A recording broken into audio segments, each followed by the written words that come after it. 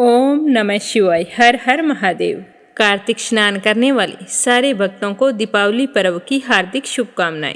कई जगहों पर दीपावली पर लक्ष्मी पूजन आज किया जाएगा, तो ध्यान रखें कि शाम को 6:16 से पहले लक्ष्मी पूजन करना है।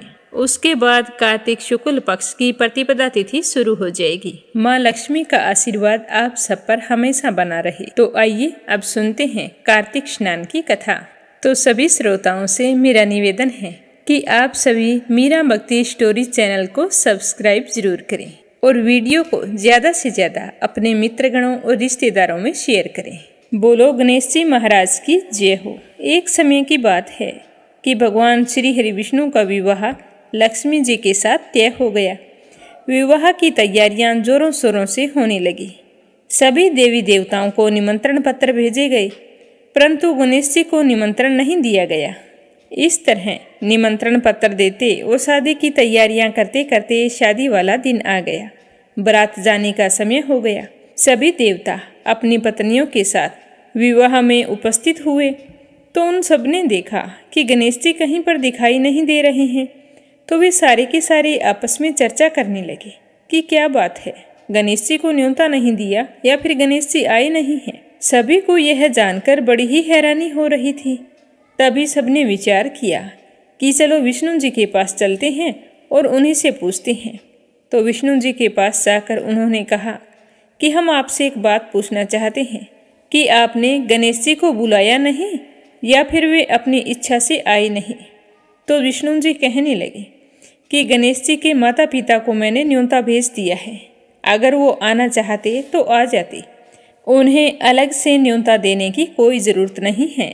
दूसरी बात यह है कि उनको 1.25 मन मूंग, 1.25 मन चावल, 1.25 मन घी और 1.25 मन लड्डू का भोजन दिन भर में चाहिए। अगर हम उसे बारात में लेकर चले गए तो उन्हें इस तरह खाता देखकर सारे लोग हंसेंगे। दूसरे के घर जाकर इतना सारा खाना पीना अच्छा भी तो नहीं लगता। इस तरह वार्ता कर रहे थे तो किसी ने सुझाव दिया कि यदि गणेश जी आ जाएं तो क्या है, द्वारपाल बनाकर घर पर बैठा देना, कह देना कि तुम घर का ध्यान रखना, जिससे गणेश जी को यह नहीं लगेगा कि उन्हें बुलाया नहीं। तो विष्णु जी को यह बात पसंद आ गई और उन्होंने गणेश जी को न्योता भेज दिया। न्योता मिलते ही गणेश जी बड़े प्रसन्न हुए, सज धज कर वहां आ पहुंचे। तो विष्णु जी कहने लगे कि आप घर की रखवाली करना। घर की रखवाली के लिए कोई समझदार और जिम्मेदार होना चाहिए, तो मुझे आपसे समझदार और जिम्मेदार कोई दूसरा नहीं लगा। तो यह सुनकर गणेश जी और भी प्रसन्न हुए। तो इस तरह गणेश जी को रखवाली के लिए बैठा दिया और बारात वहां से चल दी। नारद जी ने देखा कि गणेश जी दरवाजे पर बैठे हैं और बारात सारी चली जा रही है। तो वे गणेश जी के पास गए और पूछने लगे कि तुम बारात में नहीं जा रहे हो। तो गणेश जी भगवान कहने लगे कि मुझे तो घर की जिम्मेदारी दी है, कोई समझदार आदमी घर की रखवाली के लिए होना चाहिए, इसीलिए मैं तो यहाँ पर रुक गया हूँ। तो नारद जी कहने लगे कि उन्होंने आपका अपमान किया है। विष्णु जी तो आपको बुला ही नहीं रहे थे। सबने जब पूछा तो वो कहने लगे कि उनके बड़े बड़े कान, सूंड, मोटा सारा पेट, यह देखकर लोग हंसेंगे और ऊपर से खाते कितना है, 1.25 मन लड्डू, 1.25 मन मूंग, 1.25 मन घी। बारात में ले जाकर मेरे ससुराल वालों की तो बदनामी होगी कि बारात में देखो कैसे बाराती आए हैं। तो यह सुनते ही गणेश जी बहुत ही दुखी हो गए और नारद जी से कहने लगे कि अब आप ही बताओ कि मैं क्या करूं। तो नारद जी ने कहा कि आप ऐसा करो कि अपनी मूषक सेना को आगे भेज दो और उनसे कहना कि आगे जाकर सारा रास्ता खोखला कर दे, जिससे उनके वाहन धरती में धंस जाएं। इस तरह परेशान होंगे तो वो आपको सम्मान पूर्वक बुलाएंगे, क्योंकि विष्णु जी भूल गए हैं कि आप सर्वप्रथम पूजनीय हैं। तो गणेश जी ने नारद जी के कहते ही अपनी मूषक सेना को जल्दी से आगे भेज दिया और कहा कि सारी जमीन को खोखली कर देना। तो चूहों ने जैसा गणेश जी ने बोला था वैसा ही किया।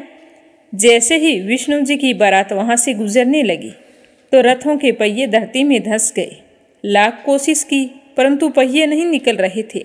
सभी ने अपने अपने उपाय किए पर पहिए नहीं निकले, बल्कि जगह जगह से टूट गए। अब किसी की समझ में नहीं आ रहा था कि क्या किया जाए। उधर शादी का मुहूर्त निकला जा रहा था तो विष्णु जी तो बड़े ही परेशान थे। तब नारद जी वहां पहुंचे और कहा कि आप लोगों ने गणेश जी का अपमान करके अच्छा नहीं किया है। यदि उन्हें मना कर लाया जाए तो आपका कार्य सिद्ध हो सकता है और आप पर आया यह संकट भी टल सकता है। तो शंकर भगवान ने अपने दूत नंदी को भेजा तो नंदी गणेश जी को लेकर वहां आ गए। गणेश जी का आदर सम्मान के साथ पूजन किया गया। तब जाकर कहीं रथ के पहिए निकले। पहिए तो निकल गए पर वो तो जगह जगह से टूट फूट गए थे। अब उन्हें सही कौन करे। तो पासी के खेत में एक हाथी काम कर रहा था तो उसे समाचार भेजा कि सारे रथों के पहिए सही कर दो। तो वह अपने खेत का काम छोड़कर कारीगर का सारा सामान लेकर वहां आ गया। जैसे ही वह रथ के पास बैठा तो कहने लगा, श्री गणेशाय नमः। ऐसा कहकर गणेश जी की मन ही मन वंदना करने लगा और देखते ही देखते गणेश जी ने सभी पहियों को थोड़ी सी देर में ठीक कर दिया। तो यह देखकर नारद जी ने कहा कि मैं आपसे एक बात पूछना चाहता हूँ कि आपने श्री गणेशाय नमः क्यों कहा। तो हाथी कहने लगा कि हे देवताओं, आपने सर्वप्रथम गणेश जी को नहीं मनाया होगा और ना ही उनकी पूजा की होगी, इसीलिए आप पर यह संकट आया है। तो नारद जी विष्णु भगवान से कहने लगे कि हमने ही गणेश जी को सर्वप्रथम पूजनीय बनाया था और आज हम ही उन्हें भूल गए, तो हमसे मूर्ख और अज्ञानी कौन हो सकता है। तो यह सुनते ही विष्णु भगवान गणेश जी से माफ़ी मांगते हैं और गणेश जी की पूजा करते हैं, उनका ध्यान करते हैं। फिर सारे मिलकर गणेश जी भगवान का जयकारा लगाते हैं। तो यह सब देखकर गणेश जी बहुत ही प्रसन्न होते हैं और नारद जी भी गणेश जी की ओर देखकर मंद मंद मुस्कुराने लगते हैं और बारात वहां से चल पड़ती है। फिर भगवान विष्णु और लक्ष्मी जी का विवाह बड़ी ही धूमधाम से संपन्न होकर सकुशल सारे घर लौट आते हैं। इसीलिए कोई भी व्रत पूजा पाठ हो, गणेश जी भगवान को जरूर याद करना चाहिए। ज़्यादा समय नहीं है तो एक छोटी सी कहानी सुनकर ही शुभारंभ कर सकते हैं। बोलो गणेश जी भगवान की जय हो। अब अपने सुनते हैं लक्ष्मी माता की कहानी। इस कहानी को सुनने से अन्न धन और सुख सौभाग्य की प्राप्ति होती है। प्रेम से बोलो माँ महालक्ष्मी जी की जय हो। आप भी कमेंट बॉक्स में लक्ष्मी माता का जयकारा जरूर लगाएं। एक समय महाराज युधिष्ठिर श्री कृष्ण से बोले कि हे पुरुषोत्तम, नष्ट हुए अपने स्थान की पुनः प्राप्ति कराने वाले और पुत्र, आयु, ऐश्वर्य तथा मनोवांछित फल देने वाले किसी एक व्रत को मुझे बताइए। तो श्री कृष्ण ने युधिष्ठिर से कहा कि सतयुग के प्रारंभ में जिस समय दैत्यराज वृतासुर ने देवताओं के स्वर्ग लोक में प्रवेश किया था, उस समय इंद्र ने यही सवाल नारद जी से किया था। तो नारद जी ने कहा था कि हे इंद्र, पूर्व समय में अत्यंत रमणीक पुरंदपुर नामक एक नगर था। वह नगर धर्म, अर्थ, काम और मोक्ष इन चारों पुरुषार्थों की उत्पत्ति स्थल होने के कारण संसार का भूषण रूप था। उस नगर में मंगलदीप नाम का राजा राज्य करता था। उसकी दो रानियां थीं। एक का नाम था चील देवी और दूसरी का नाम था चोल देवी। एक समय की बात है, राजा मंगल रानी चोल देवी के साथ महल के शिखर पर बैठा था। वहां से उसकी दृष्टि समुद्र के जल से घिरे हुए एक स्थान पर पड़ी। तो उसे देखकर बहुत ही प्रसन्न होते हुए राजा ने हंसकर चोल देवी से कहा कि हे चंचलाक्षी, मैं तुम्हारे लिए नंदनवन को भी लजाने वाला एक बगीचा बनवाऊंगा। तो राजा के ऐसे वाक्य को सुनकर रानी ने कहा कि हे कांत, अगर आप ऐसा करेंगे तो मुझे बहुत ही प्रसन्नता होगी। थोड़े ही समय में राजा ने वहां पर बगीचा बनवा दिया। वह बगीचा अनेक वृक्षों, लता, फूलों तथा पक्षियों से संपन्न था। एक समय उस बगीचे में एक विकराल शरीर वाला मेघ के समान सूकर आ गया। उसने वहां आकर अनेक वृक्षों को तोड़ डाला और उस बगीचे को नष्ट भ्रष्ट कर दिया। काल तुल्य उस सूकर ने कई रखवालों को भी मार डाला। तब बगीचे की रखवाली करने वाले कई लोग भयभीत होकर राजा के पास गए और सारा हाल कह सुनाया। यह बात सुनकर राजा ने अपनी सेना को आज्ञा दी कि जल्दी से जाओ और उस सूकर को मार डालो। यह कहकर राजा भी एक मतवाले हाथी पर सवार होकर उस बगीचे की ओर चल पड़े। सेना ने सूकर को चारों ओर से घेर लिया। तो राजा ऊंचे स्वर में कहने लगे कि जिस किसी के पास से यह सूकर जीवित निकल जाएगा, उस सिपाही का सिर मैं शत्रु की भांति काट डालूंगा। यह सुनकर सारे सिपाही डर के मारे कांपने लगे। तभी वह शुक्र जोरों से भागकर राजा के पास से निकल गया और राजा कुछ नहीं कर पाए और राजा उसका पीछा करने लगे। वह चलते चलते एक घोर वन में पहुंच गया। राजा एकाग्रचित होकर उस शुक्र को ढूंढ रहे थे। तभी एकाएक शुक्र से सामना हो गया। तब राजा ने उसे बाण मारकर घायल कर दिया। बाण के लगते ही वह शुक्र अधम शरीर को छोड़कर दिव्य गंधर्व स्वरूप को धारण करके विमान पर जा बैठा और कहने लगा कि हे महिपाल, हे राजन, आपका कल्याण हो। आपने मुझे शुक्र योनि से छुड़ाया है, आपकी बड़ी कृपा होगी। तो राजा कहने लगे कि ये सब कुछ कैसे हुआ, आप अपने बारे में मुझे बताइए। तो वह कहने लगा कि एक समय की बात है, पितामह ब्रह्मा जी देवताओं से घिरे हुए बैठे थे और मैं उनको तरह तरह के गुणों से युक्त गीत सुना रहा था। गाते गाते मैं ताल स्वर से भटक गया तो पितामह ब्रह्मा जी को गुस्सा आ गया और उन्होंने मुझ चित्तरथ गंधर्व को श्राप दे दिया और कहा कि तुम पृथ्वी पर जाकर शुक्र बनकर रहे। तो मैंने अपनी गलती के लिए क्षमा मांगी। मैंने पितामह से कहा कि श्राप तो कभी भी वापस नहीं हो सकता, पर मुझे ये बताओ कि मुझे शुक्र की योनि से मुक्ति कैसे मिलेगी। तो पितामह कहने लगे कि जिस समय राजाओं का राजा मंगल तुझे अपने हाथों से मारेगा, उस समय तू शुक्र की योनि से छूटकर फिर से इस गंधर्व योनि को प्राप्त होगा। अतः हे राजन, मैं श्राप के कारण शुक्र की योनि में आया था और आज आपके हाथ से मरकर मैं शुक्र योनि से मुक्ति पा गया हूँ। अब मैं प्रसन्न होकर एक दुर्लभ वरदान देता हूँ, उसे स्वीकार करिए। धर्म, अर्थ, काम तथा मोक्ष को देने वाला यह एक महालक्ष्मी व्रत है। इसे करके आप सार्वभौम राजा हो जाएंगे। अब आप प्रसन्नचित होकर अपनी राजधानी जाइए। तो इस तरह कहकर चित्तरथ गंधर्व उसी क्षण अंतर्ध्यान हो गया। राजा मंगल ज्यों ही चलने लगे तभी वहां पर एक बटुक दिखाई दिया। तो राजा ने उस बटुक से पूछा कि तुम कौन हो, यहाँ किस लिए आए हो। तो बटुक कहने लगा कि हे राजन, मैं आपके राज्य का ही एक ब्राह्मण बालक हूँ तथा आपके साथ साथ यहाँ आया था। मेरे योग्य कोई कार्य हो तो बतलाइए। तो राजा ने कहा कि आज से मैं तुम्हें नूतन कहूँगा। अगर यहाँ कोई जलाशय हो तो मेरे लिए थोड़ा जल लेकर आओ। तो वह बटुक राजा को एक बरगद के वृक्ष के नीचे बैठाकर स्वयं घोड़े पर सवार होकर जल लेने के लिए आगे चल दिया। वो थोड़ी ही दूर गया था, तभी उसे एक बहुत ही सुंदर तालाब दिखाई दिया, मानो स्वयं विष्णु भगवान एवं लक्ष्मी जी का निवास वहाँ पर हो। वह तालाब स्वच्छ जल से भरा हुआ था तथा कमल के फूलों से शोभा पा रहा था। तालाब के किनारे बहुत सारी महिलाएं कहानी कह रही थी। तो बटुक वहां जाकर अपना परिचय देते हुए उनसे पूछा कि आप ये क्या कर रही हैं। तो वे सारी महिलाएं कहने लगी कि हमने महालक्ष्मी जी का व्रत किया है, तो उसी की कथा हम कह रही हैं। तो बटुक बोला कि इस व्रत को करने से क्या होता है और इसे कैसे किया जाता है, आप अगर मुझे बताएं तो आपकी बड़ी कृपा होगी। तो उन महिलाओं ने कहा कि तुम भी इस व्रत को करो और तुम्हारे राजा से भी इस व्रत को कराओ।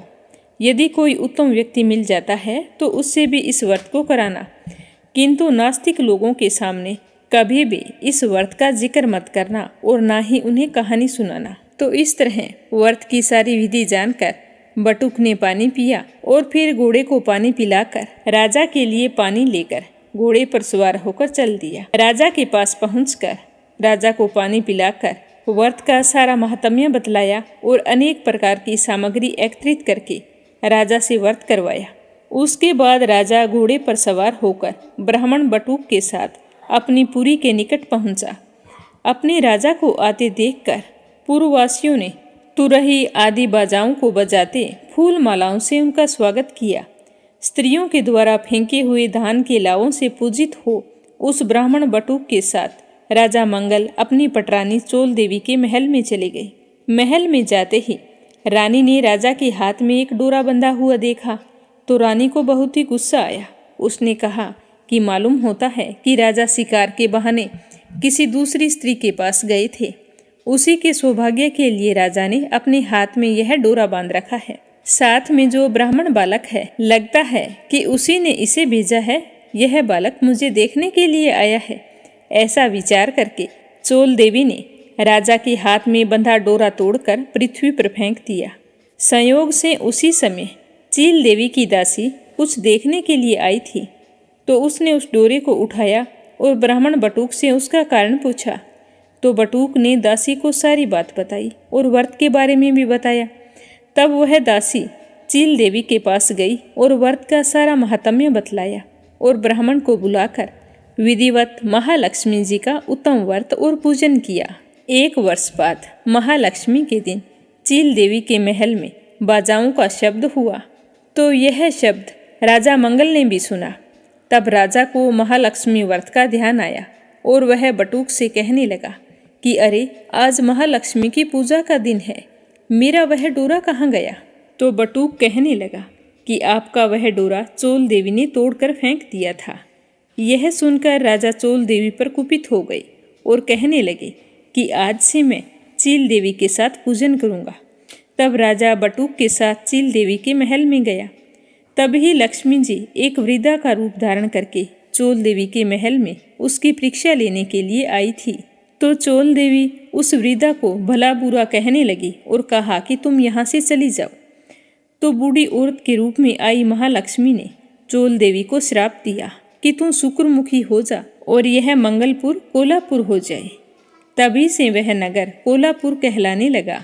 लक्ष्मी जी वहाँ से चलकर चील देवी के महल में आई, तो वहाँ अनेक प्रकार से उनकी सम्मानपूर्वक पूजा हुई। पूजा के बाद चील देवी ने साक्षात लक्ष्मी जी का पूजन किया। तब लक्ष्मी जी बोली कि मैं तुम्हारी श्रद्धा भक्ति और पूजा पाठ से बहुत ही खुश हूँ, तुम जो चाहो वरदान मांग लो।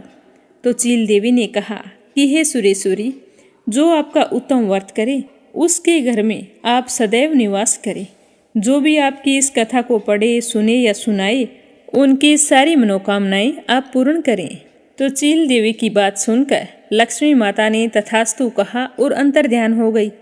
तो राजा ने भी चील देवी के साथ पूजा की।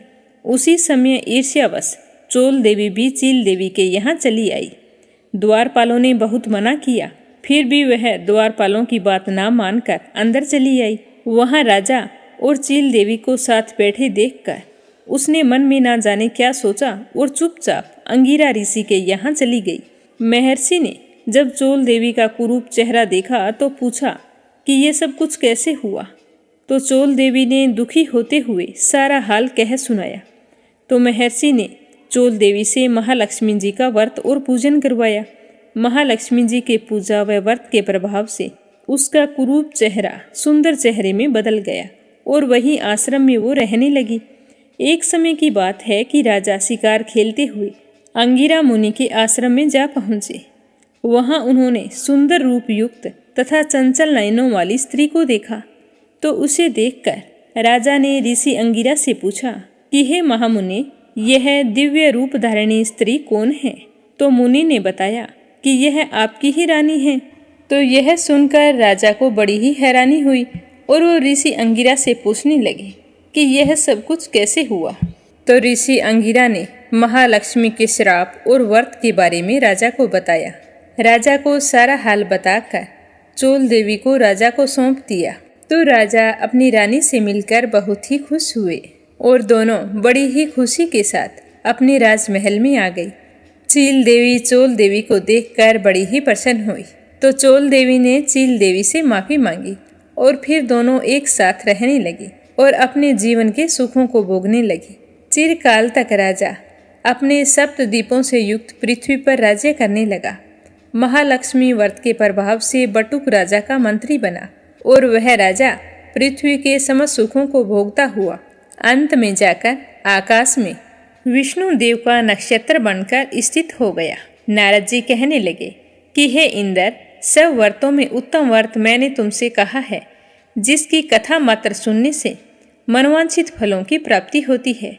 जिस प्रकार तीर्थों में प्रयाग, देवताओं में भगवान और नदियों में गंगा पुनीत मानी जाती है, उसी प्रकार सारे व्रतों में और सारी व्रत कथाओं में यह महालक्ष्मी जी का व्रत और कथा उत्तम मानी जाती है। बोलो लक्ष्मी माता की जय हो। दीपावली के अवसर पर इस कथा को पूरे श्रद्धा भाव से सुनना चाहिए।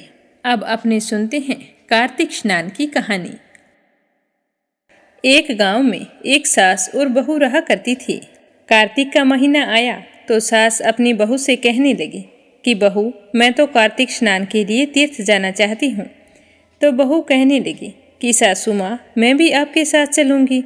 आपके बेटे तो अभी परदेश गए हैं, मैं अकेली पीछे क्या करूँगी। तो उसकी सास कहने लगी कि बेटा, तू अभी छोटी है, घर की रखवाली के लिए भी कोई चाहिए। अब की बार तो मैं ही जाती हूँ, तुम फिर कभी चली जाना। तो ऐसा कहकर उसकी सासू माँ तीर्थ को चली गई। अब वो अकेली क्या करे। बैठी बैठी सोच रही थी कि गंगा स्नान तो मुझे भी करना था। तभी गली में घड़े बेचने वाले की आवाज़ आई तो वह भागकर बाहर गई और कहने लगी कि भैया, आपके पास कुंडे हैं क्या। तो उसने कहा कि हाँ बहन हैं। तो वह उससे 33 कुंडे ले आई। अब रोजाना एक कुंडा भरकर रख देती और सुबह जल्दी उठकर उस कुंडे में स्नान करती और कहती कि सासू नहाए उंडे में, बहू नहाए कुंडे में, और फिर उस कुंडे को उल्टा करके रख देती। फिर तुलसी माता की पूजा करती, सूर्य देव को अर्घ्य देती। इस तरह सारा समय अपना भजन कीर्तन और पूजा पाठ में ही बिता देती। ऐसा करते करते महीना पूरा हो गया। जिस दिन कार्तिक माह की पूर्णिमा तिथि थी, उस दिन उसकी सासू माँ गंगा जी में स्नान कर रही थी। तो उसी समय उसके नाक की नथ निकलकर पानी में बह गई और वहाँ से बहकर जहाँ बहू स्नान करती थी उस कुंडे में आ गई। तो कुंडे में नथ देखकर बहू ने अपने सासू माँ की नथ को पहचान लिया और सोचने लगी कि मेरी सासू माँ की नथ यहाँ पर कैसे आई। उसने उसे उठाया और संभाल कर रख दिया। अब सासू माँ अपने नाक की नथ खोकर बहुत ही परेशान थी। उदास होकर कुछ देर तो बैठी रही, फिर बड़े ही दुखी मन से वहाँ से लौट चली। जब वो घर आई तो बहुत ही उदास थी। उसकी बहू बड़ी ही खुश थी। घर बहुत ही शांत और पवित्र नजर आ रहा था। तो बहू ने अपनी सासू माँ को देखते ही उनके चरण स्पर्श किए और चारपाई पर बैठाकर पानी का लोटा लेकर आई और कहने लगी कि लो माँ जी, पानी पी लो। लगता है आप तो बहुत थक गए हैं, कितने उदास दिखाई दे रहे हैं। तो वो कहने लगी कि बेटा, मैं कार्तिक स्नान से नहीं थकी हूँ, मेरे नाक की नथ खो गई है, मैं तो उसी को लेकर परेशान हूँ। सुहाग की चीज़ खो जाना अब शुभ माना जाता है। तो अपनी सासू माँ की बात सुनकर बहू अंदर गई और नथ लाकर अपनी सासू माँ को दे दी। तो बहू के पास नथ देखकर उसकी सास कहने लगी कि बेटा, ये तुम्हारे पास कैसे आई। तो उसने कहा कि माँ जी, यह तो गंगा के पानी में बहकर कुंडे में आई थी, मैंने पहचान ली और मैंने अंदर रख दी। तो उसकी सास कहने लगी कि गंगा का जल कुंडे में कैसे आया। तो वह अपनी सासू माँ को लेकर ऊपर गई जहाँ उसने कुंडे रख रखे थे। तो वे सारे के सारे कुंडे सोने के हो गए। तो इस तरह का चमत्कार देखकर उसकी सास बहुत ही हैरान हुई और पूछने लगी कि बहू, ये सब कुछ कैसे हुआ। तो वो बोली कि माँ जी, आप तो कार्तिक स्नान के लिए चले गए थे और मैंने तो उसी दिन 33 कुंडे ले लिए। रोज एक कुंडा भर के रख देती, सुबह जल्दी उठकर स्नान करती और फिर उस कुंडे को उल्टा करके रख देती। तब सासू माँ बोली कि बहू, तुम बड़ी भाग्यवान है जो साक्षात गंगा जी तेरे पास आई है। तूने पूरे श्रद्धा और विश्वास से कार्तिक स्नान किया है, इसीलिए भगवान ने प्रसन्न होकर तुझे इसका फल दिया है। तो मैंने तो गंगा जी जाकर कार्तिक स्नान किया और तूने घर पर ही कार्तिक स्नान कर लिया है। अब हम दोनों सास बहू ब्राह्मण भोज करवाएंगी। तो उसी दिन उसकी सास जाकर नगर में ब्राह्मणों को न्योता दे आई। फिर उन्हें श्रद्धा भाव से भोजन करवाया और यथासंभव दान दक्षिणा देकर विदा किया। उसके बाद हर साल दोनों सास बहू कार्तिक स्नान करती। उसके बाद में तुलसी माता की पूजा करके सूर्य देव को अर्घ्य दिया करती थी, जिससे कार्तिक देवता उन पर प्रसन्न हो गई। उनका घर धन दौलत से भर गया। हे कार्तिक देव, जैसे आपने बहू पर कृपा की वैसे ही सब पर करना। जो भी आपकी इस कथा को सुने उन पर अपना आशीर्वाद हमेशा बनाए रखना। बोलो विष्णु भगवान की जय हो। एक समय की बात है, किसी गांव में एक साहूकार रहता था। उसके एक बेटा और एक बहू भी थे। साहूकार के बेटे की बहू कार्तिक के महीने में रोजाना सुबह जल्दी उठकर गंगा स्नान के लिए जाती थी। उसका नियम था कि वह कभी भी पराये पुरुष का मुंह नहीं देखती थी। एक राजा का बेटा भी सुबह सवेरे गंगा स्नान के लिए जाता था। वह देखकर हैरान होता कि मैं बहुत जल्दी आता हूँ स्नान करने के लिए, लेकिन कोई तो है जो मुझसे भी पहले आकर स्नान करके चला जाता है। तो राजा का बेटा रोजाना सुबह जल्दी आने की कोशिश करता, पर साहूकार की बहू उससे भी पहले स्नान करके चली जाती। ऐसा करते करते कार्तिक का महीना बीतने वाला था। सिर्फ अंतिम 5 दिन बाकी बचे थे। तो साहूकार कहने लगा कि अब तो मैं पता लगा के ही रहूंगा कि कौन है। इस तरह सोचते हुए वो कार्तिक स्नान के लिए जा रहा था। तो साहूकार की बहू स्नान करके घर जा रही थी। जैसे ही साहूकार के बेटे की बहू को लगा कि कोई आ रहा है, तो वो जल्दी जल्दी अपने घर जाने लगी। जल्दबाजी करने पर उसकी माला मोजड़ी वहीं पर छूट गई। तो वह तो घर चली गई और राजा का बेटा देखने लगा कि कोई तो था जो स्नान कर रहा था, अब कहाँ चला गया। इस तरह वो इधर उधर देखने लगा। तभी उसकी नज़र माला मोजड़ी पर पड़ी, तो उसने उठा ली और सोचने लगा कि ये कोई औरत है जो मुझसे पहले स्नान करने आती है, और जिस औरत की माला मोजड़ी इतनी सुंदर है तो वो खुद ना जाने कितनी ही सुंदर होगी। तो उसने पूरे गांव में मुनादी करवा दी कि जिसकी माला मोजड़ी है वह 5 रात मेरे पास आएगी। अब राजा के बेटे का हुक्म था तो कोई टाल भी नहीं सकते थे और ना ही विरोध कर सकते थे।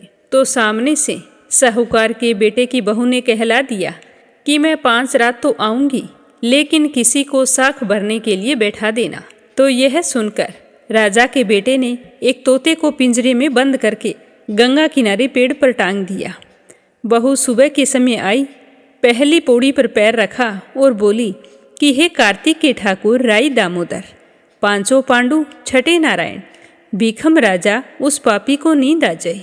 तो उसके इतना कहते ही राजा के बेटे को नींद आ गई। बहू सुबह नहा धोकर चलने लगी तो तोते से कहने लगी कि सुआ सुआ तेरे गल डालूं हीरा, मेरा साख भरियो बीरा।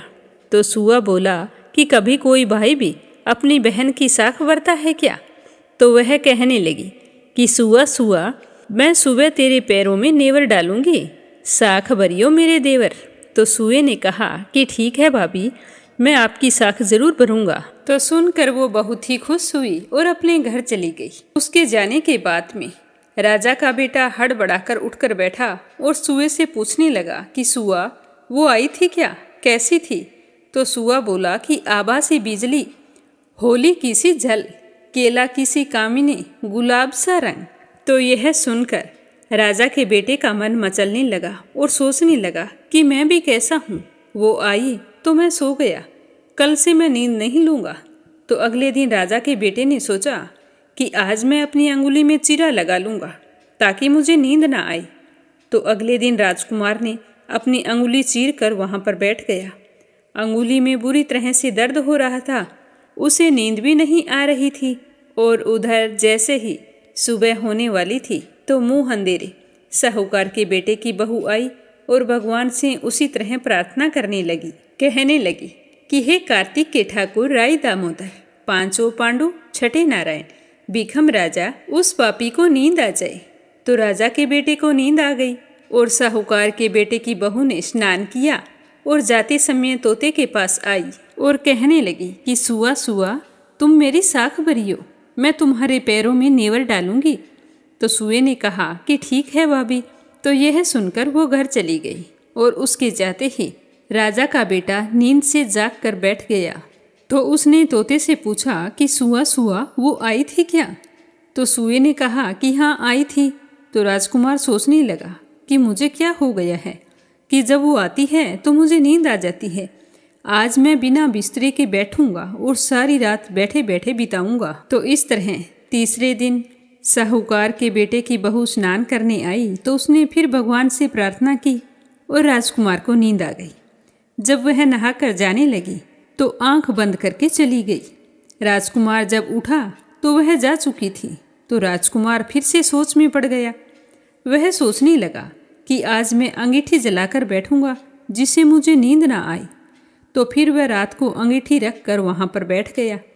साहूकार की बहू आई और वह भगवान से प्रार्थना करने लगी कि भगवान, आपने 3 रातें तो निकाल दी, अब चौथे दिन भी मेरी रक्षा करना। तो साहूकार के बेटे को नींद आ गई और साहूकार की बहू स्नान करके चली गई। तो आंख खुलते ही उसने देखा कि सुबह हो चुकी थी और वहां पर कोई नहीं था। तो वह सोचने लगा कि आज की रात मैं बिल्कुल नहीं सोऊंगा। आज मैं अपनी आंखों में मिर्ची डालकर बैठूंगा ताकि मुझे नींद ना आए। तो साहूकार की बहू फिर आई और उसने भगवान से उसी तरह प्रार्थना की कि भगवान, आज मेरा चौथा दिन है, आज भी मेरी लाज रखना। तो भगवान की कृपा से उसे फिर से नींद आ गई और वह स्नान करके चली गई। सुबह जब तोते से राजकुमार ने पूछा तो उसने वही बात बताई कि वो तो आई थी और स्नान करके चली गई। तो राजकुमार सोचने लगा कि आज मैं बिना बिस्तरे बिछाई गंगा किनारे बैठकर निगरानी करूंगा। आज उसे नहीं जाने दूंगा क्योंकि आज तो 5वां और अंतिम दिन है। तो इस तरह विचार करके वो बैठ गया और साहूकार के बेटे की बहू आई और भगवान से प्रार्थना करने लगी कि भगवान, आज तो 5वां दिन है, आप मेरी रक्षा करना। तो वह तो पतिव्रता नारी थी और बड़े ही नियम से कार्तिक स्नान करती थी। तो भगवान ने उसकी मुराद पूरी कर दी।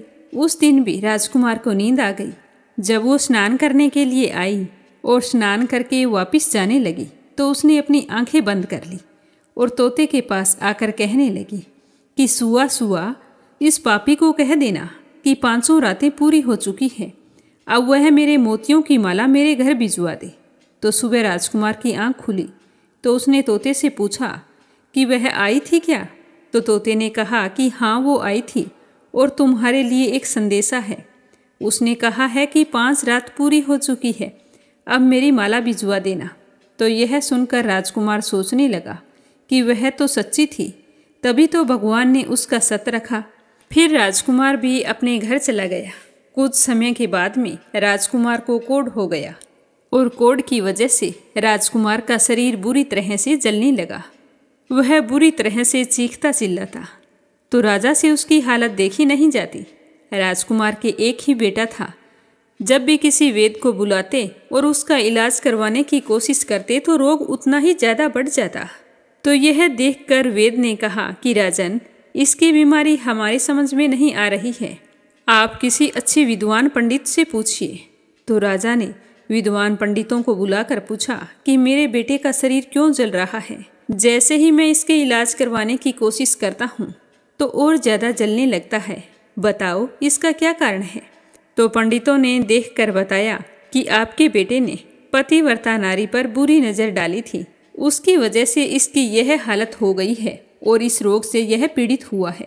तो राजा ने कहा कि आप जब इसका कारण जानते हैं तो निवारण भी जानते होंगे, कृपया करके मेरे बेटे के ठीक होने का उपाय बताइए। तो पंडितों ने कहा कि अगर यह उस साहूकार की बहू को धर्म की बहन बनाए और रोज उसके नहाए हुए जल से स्नान करे तो ही यह ठीक हो सकता है। तो राजा साहूकार की बहू की वह माला लेकर साहूकार के घर गया और बोला कि यह माला आपकी पुत्रवधू की है, इसे मैं लौटाने आया हूँ, आप इस माला को रख लीजिए और मुझ पर एक एहसान कीजिए। आपकी बहू जब स्नान करे तो स्नान किए हुए पानी से मेरे बेटे को नहला दे।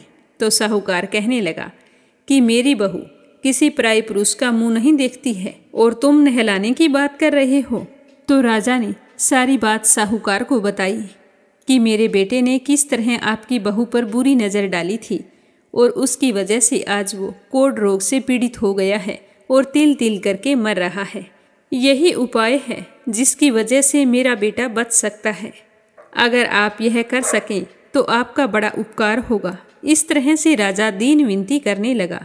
तो साहूकार कहने लगा कि आपके बेटे को स्नान घर के आगे नाली पर बैठा देना। जब मेरी बहू स्नान करेगी तो नीचे उस नाली के पानी से आपका बेटा स्नान कर लेगा। तो राजा को बहुत अजीब लगा, पर क्या हो सकता था, राजकुमार ने काम ही ऐसा किया था तो सजा तो उसे मिलनी थी। जैसा साहूकार ने कहा था वैसा ही राजा ने किया। स्नान घर के आगे नाली के ऊपर अपने बेटे को बिठा दिया।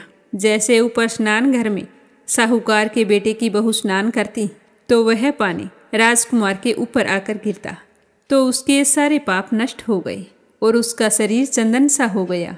तो उसने ठीक होते ही साहूकार के बेटे की बहू से माफ़ी मांगी और कहा कि आज से तुम मेरी बहन हो और मैं तुम्हारा भाई हूँ, मेरे पिछले सारे अपराध क्षमा करो।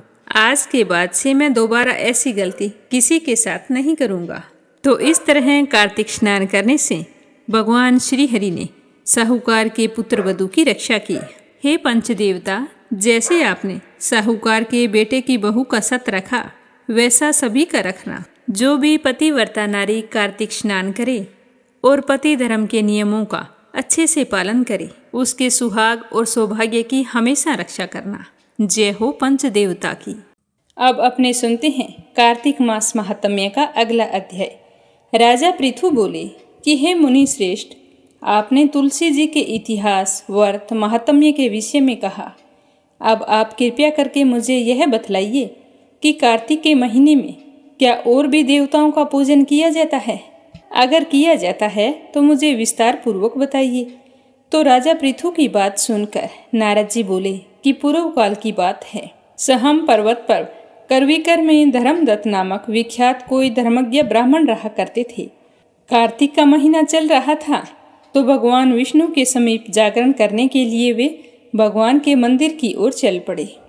उस समय एक पहर की रात बाकी थी।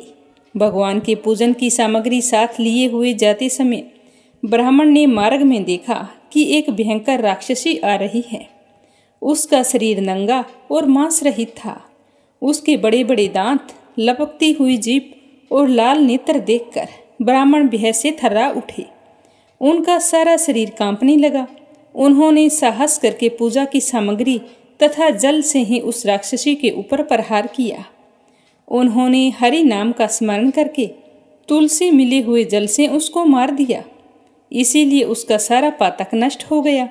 उस राक्षसी को अपने पूर्व जन्म के पापों के कारण हुई दुर्दशा का स्मरण हो आया तो उसने ब्राह्मण देव को दंडवत प्रणाम करके इस प्रकार कहा कि हे ब्राह्मण, मैं पूर्व जन्म के कर्मों के फल से इस दशा को पहुंची हूँ।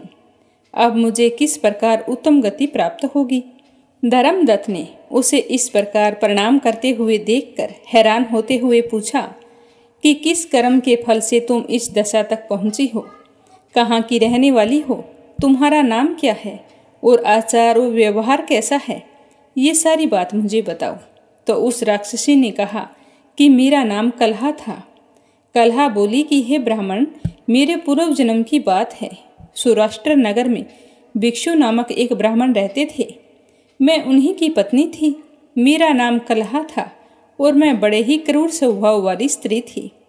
मैंने वचन से कभी भी अपने पति का भला नहीं किया, कभी भी उन्हें मीठा भोजन नहीं परोसा, सदा अपने स्वामी को धोखा देती रही। मुझे कलह बहुत ही प्रिय था। मैं हमेशा लड़ाई झगड़ा करती रहती थी। मेरा इस तरह का स्वभाव होने के कारण मेरे पति का मन मुझसे हमेशा ही उखड़ा हुआ रहता था। उन्होंने मुझसे परेशान होकर दूसरी स्त्री से विवाह करने का निश्चय किया।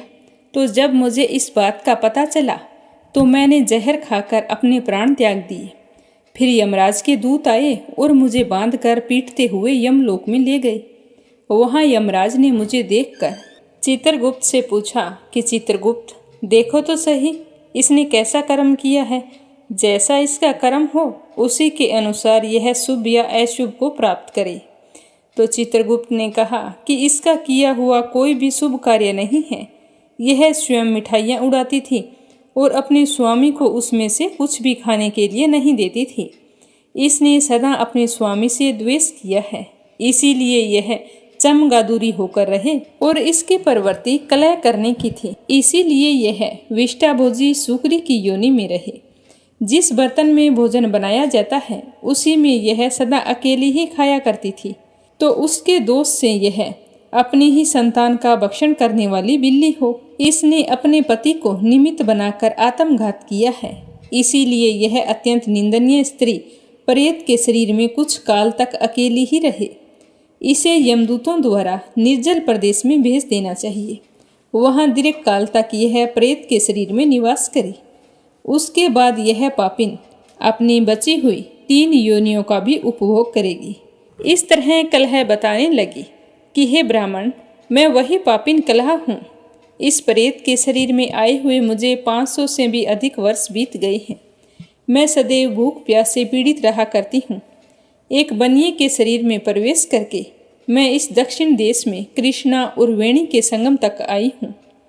जो ही संगम तट पर पहुँची त्यों ही भगवान शिव और विष्णु के पार्षदों ने मुझे बलपूर्वक बनिए के शरीर से दूर भगा दिया। तब से मैं भूख का कष्ट सहन करती हुई इधर उधर घूम रही हूँ और आज आपके ऊपर मेरी दृष्टि पड़ गई। आपके हाथ में जो तुलसी मिला हुआ जल था उसका संसर्ग पाकर मेरे सारे पाप नष्ट हो गए हैं। हे द्विज श्रेष्ठ, अब आप ही कोई उपाय बताइए। मेरे इस शरीर से भविष्य में होने वाली भयंकर 3 योनियों से मुझे किस प्रकार मुक्ति मिलेगी। कलहा का यह वचन सुनकर धर्मदत्त उसके पिछले कर्मों और वर्तमान अवस्था को देखकर बहुत ही दुखी हुआ। तो उसकी बात सुनकर ब्राह्मण काफी देर तक सोच विचार करता रहा और फिर कलहा से क्या कहा यह जानेंगे अगले अध्याय में। अब अपने सुनते हैं तुलसी माता की कहानी। बोलो तुलसी माता की जय हो। एक समय की बात है, एक गांव में एक बूढ़ी माई रहती थी। वह रोजाना तुलसी में जल सींचने जाया करती थी। गांव की अन्य महिलाएं भी वहां पर आती थी। जब तक वो महिलाएं तुलसी जी की पूजा अर्चना करती, जल सींचती, तो वो बूढ़ी माई चुपचाप वहीं पर बैठी रहती। उन सभी के जाने के बाद में खड़ी होकर तुलसी में जल डालकर कहती कि हे तुलसी माता, सत की दाता, मैं बिरला सिंचूं तेरा, तू करना निधार मेरा। पीताम्बर की धोती दे, मीठा मीठा ग्रास दे, बैकुंठ में वास दे, चटक की चाल दे, पटक की मोत दे, चंदन का काठ दे, रानी सराज दे, दाल भात का भोजन दे, 11 की मोत दे, अंत में कृष्ण जी का कंधा दे। तो यह सुनकर तुलसी माता तो सूखने लगी। तो एक दिन भगवान श्री कृष्ण ने पूछा कि हे तुलसी, तुम इस तरह सूख क्यों रही हो, क्या बात है। तो तुलसी माता कहने लगी कि एक बुढ़िया रोजाना आती है और मुझसे यह बात कह जाती है, मैं उसकी सारी बातों को पूरा कर दूंगी, लेकिन कृष्ण जी का कांधा कहाँ से लाऊंगी। तो भगवान कहने लगे कि जब वो मरेगी तो मैं अपने आप कंधा देने आ जाऊंगा, तुम बूढ़ी माई से कह देना। तो यह सुनकर तुलसी मैया फिर से हरी भरी हो गई। तो बुढ़िया तो रोजाना आती और वही बात कह जाती, पर अब तुलसी माता को कोई फिक्र नहीं थी। धीरे धीरे समय बीतता गया। एक दिन बुढ़िया की मौत हो गई। सारे लोग आए और जैसे ही बुढ़िया माई को संस्कार के लिए लेकर जाने लगे तो वह बुढ़िया माई इतनी भारी हो गई कि किसी से भी उठाई नहीं जा रही थी। तो सारे कहने लगे कि इतना धर्म कर्म करती थी, फिर भी पता नहीं इसे किस जन्म का पाप लगा है जो इतनी भारी हो गई। अब इसका संस्कार कैसे होगा। पता नहीं इसने अपने पिछले जन्मों में कितने बुरे कर्म किए हैं जो इस जन्म में भुगत रही है। तभी भगवान जी वहाँ पर एक 12 वर्ष के बालक का रूप धारण करके आए और कहने लगे कि आप सारे एक तरफ हो जाओ, मुझे उठाने दो, क्या पता मैं उठा लूँ। तो सारे के सारे हंसने लगे कि तू तो बच्चा है, हम सारे गांव वाले नहीं उठा पाए तो तू कैसे उठाएगा। तो वहाँ पर एक वृद्ध ब्राह्मण बैठा था। उसने कहा कोई बात नहीं, बालक है, इसे भी देख लेने दो, क्या पता उठ जाए। तो उस बालक ने बुढ़िया के पास जाकर कान में कहा कि बूढ़ी माई मन के निकाल ले, पीताम्बर की धोती ले, मीठा मीठा घास ले, बैकुंठ का बास ले, चटक की चाल ले, पटक की मोत ले, कृष्ण जी का कांधा ले। तो यह सुनते ही बुढ़िया माई तो हल्की हो गई और भगवान ने कंधा दिया और तुरंत उठाकर चल दिए। तो सारे गांव वाले हैरान हो गए। तो इस तरह बूढ़ी माई को मुक्ति मिल गई। हे तुलसी माता, जैसे आपने बुढ़िया माई को मुक्ति दी वैसे ही सबको देना। एक लपसी था, एक तपसी था। तपसी हमेशा भगवान की तपस्या किया करता था और लपसी रोजाना 1.25 सेर की लापसी बनाता और सबसे पहले भगवान को भोग लगाता, उसके बाद स्वयं भोजन कर लेता। इसी तरह दोनों की दिनचर्या चल रही थी। एक दिन दोनों भाइयों में कोई बात को लेकर कहासुनी हो गई तो दोनों जोर जोर से लड़ने लगे। लपसी कहने लगा कि मैं बड़ा हूँ, मैं रोजाना भगवान को भोग लगाता हूँ। तो तपसी कहने लगा कि मैं तो रोजाना तपस्या ही करता रहता हूँ, तो मैं बड़ा हूँ। इस तरह लड़ते लड़ते दोनों जोर जोर से बोलने लगे। तभी वहाँ से नारद जी गुजर रहे थे और उन दोनों की आवाज़ सुनकर उनके पास आ गए और बोले कि तुम दोनों लड़ क्यों रहे हो। तो लपसी बोला कि मैं इसे कब से समझा रहा हूँ कि मैं बड़ा हूँ, पर ये तो कहता है कि मैं बड़ा हूँ। तो तपसी कहने लगा कि मैं इतनी तपस्या करता हूँ तो मैं ही बड़ा हूँ, ये छोटी सी बात इसके समझ में नहीं आ रही।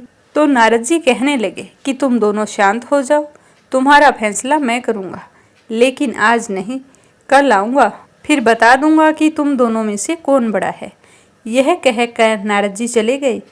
दूसरे दिन रोजाना की तरह तपसी नहाकर आए तो नारद जी ने 1.25 करोड़ की अंगूठी उसके आगे फेंक दी।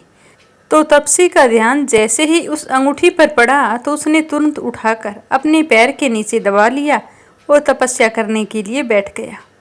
तो नारद जी ने दूसरी अंगूठी लपसी के सामने फेंक दी। तो लपसी ने अंगूठी को देखकर भी अनदेखा कर दिया और लापसी बनाने लगा। बनाने के बाद में भगवान को भोग लगाकर स्वयं भोजन करने के लिए बैठ गया। तो नारद जी उनके सामने आ गए। तो नारद जी को देखते ही वो दोनों पूछने लगे कि नारद जी, अब आप बताओ हम में से कौन बड़ा है।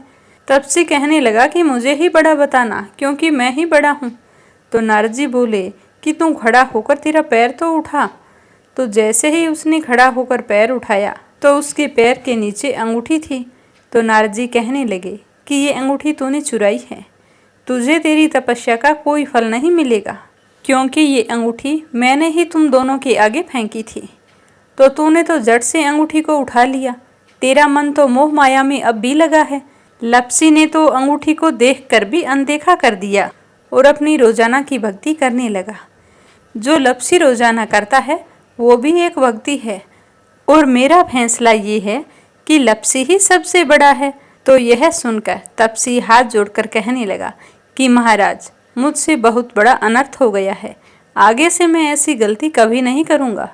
पर आप मुझे बताओ, मैंने भक्ति तो सच्चे मन से की है, तो मुझे उस भक्ति का फल कैसे मिलेगा। तो नारद जी कहने लगे कि रोटी बनाकर गाय और कुत्ते की रोटी नहीं बनाएगा, उसका फल तुझे ही मिलेगा।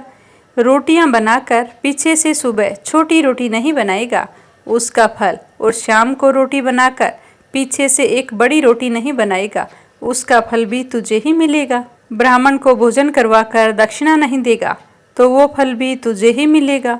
सूट, साड़ी, तिवल अगर हम किसी को देते हैं तो उसके ऊपर भेंट स्वरूप अगर कुछ रुपए नहीं देंगे तो उसका फल भी तुझे ही मिलेगा। अगर कोई दिए से दिया जलाएगा तो उसका फल भी तुझे ही मिलेगा। व्रत रख कर अगर कोई सारी कहानी सुन ले, लेकिन तुम्हारी इस लपसी तपसी की कहानी को नहीं सुनेगा तो उसका फल भी तुम्हें ही मिलेगा। तो इस तरह का आशीर्वाद पाकर तपसी बड़ा ही प्रसन्न हुआ। कहा जाता है कि उसी दिन से हर व्रत कथा के बाद में लपसी तपसी की कहानी जरूर सुननी चाहिए। कहानी सुनने के बाद में कहना चाहिए कि लपसी का फल लपसी को मिले, तपसी का फल तपसी को मिले। हमारी कहानी का, हमारे व्रत का और हमारे पूजा पाठ का पुण्य फल हमें मिले।